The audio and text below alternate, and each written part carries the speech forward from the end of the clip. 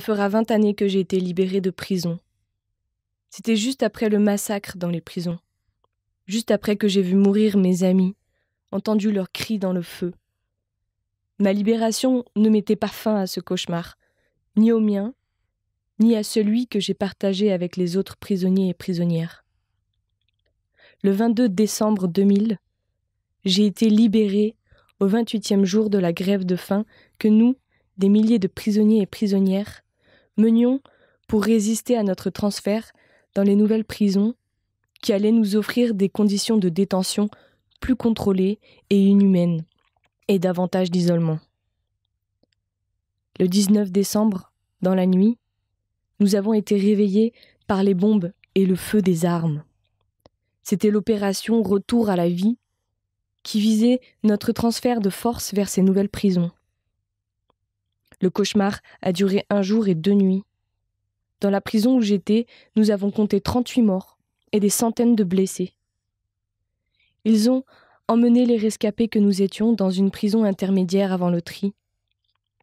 Notre grève de la faim continuait. Notre résistance. Dans cette prison, il y avait une télévision sur le mur. Nous écoutions les informations qui n'étaient que des mensonges cruels.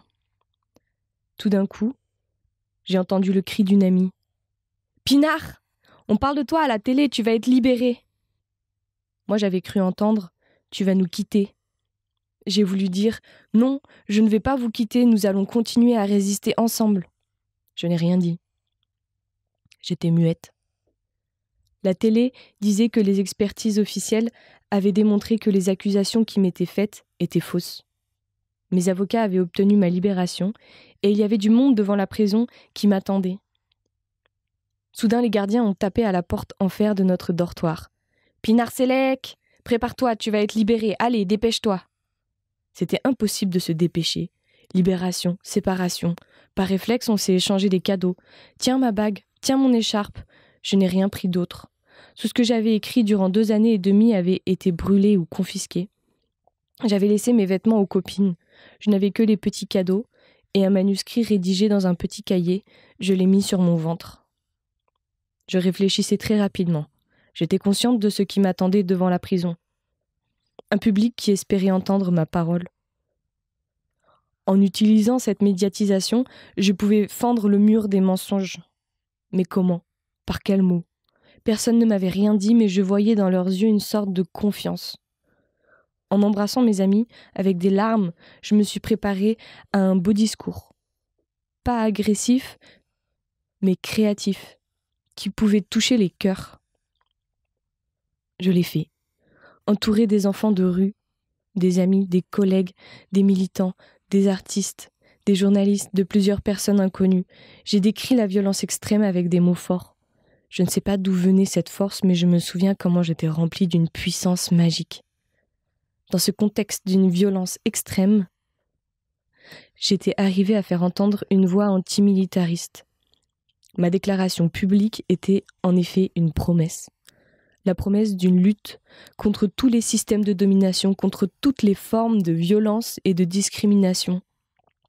J'ai tenu ma promesse, jusqu'à aujourd'hui. Durant quelques jours, j'ai été à la une de tous les médias. Malgré la répression de l'État profond, les juges, convaincus de l'absurdité et de la cruauté des accusations, m'avaient libérée. J'étais victime d'un acharnement sans fond, un symbole de toutes les injustices dans le pays. La solidarité importante des enfants de la rue, des prostituées, des transsexuels et d'autres groupes sociaux qui jusqu'alors ne se montraient jamais autour des procès politiques, renforçait la dimension émotionnelle de mon procès qui était déjà présente avec mon père qui me défendait, ma sœur qui a changé de vie pour devenir avocate, ma mère qui construisait un mur de solidarité autour de sa fille. Une popularité forte. Une popularité qui m'a permis de tenir ma parole et de porter d'abord la parole des prisonniers et des prisonnières, de me lancer dans les actions populaires, antimilitaristes, féministes et autres. Très vite, nous avons compris que le cauchemar allait continuer. De nouvelles accusations, sans fondement. Les audiences se sont poursuivies à un rythme soutenu.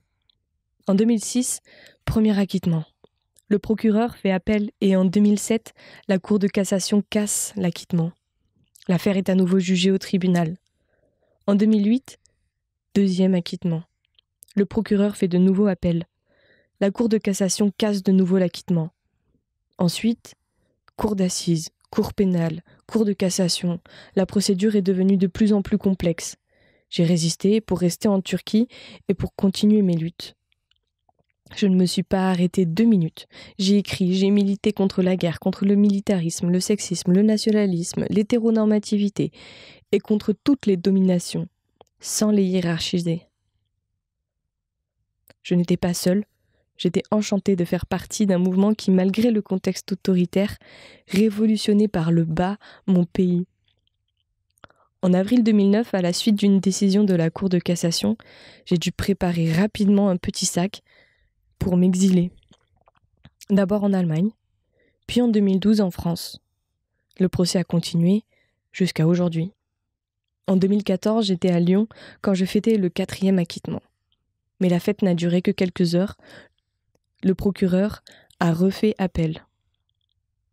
Depuis, cette affaire a été renvoyée dans les méandres de la justice. Le 25 janvier 2017, après une attente infinie, le procureur de la Cour de cassation a donné son avis. Condamnation à perpétuité. Et nous attendons toujours la décision de la Cour suprême qui sera définitive. Pendant ce temps, ma famille reçoit régulièrement des avis émanant d'un équivalent de tribunal des affaires sociales, leur signifiant qu'en cas de condamnation par la Cour suprême, je serai condamnée à payer de lourds dommages. En attendant le verdict final, ma famille, restée en Turquie et moi, nous sommes donc aussi sous pression sur le plan financier. C'est difficile de résumer tous les acharnements que je subis autour de cette affaire, miroir de la continuité des violences structurelles de ce pays, qui ne sont devenues visibles que depuis quelques années dans l'espace public européen. J'ignore la décision à venir. Je pense juste à ma libération de prison il y a 20 ans. Je regarde ma photo devant la prison, toute maigre par la grève de la faim, terrifiée de tout ce que j'avais vu, mais forte face à ce qui m'attendait.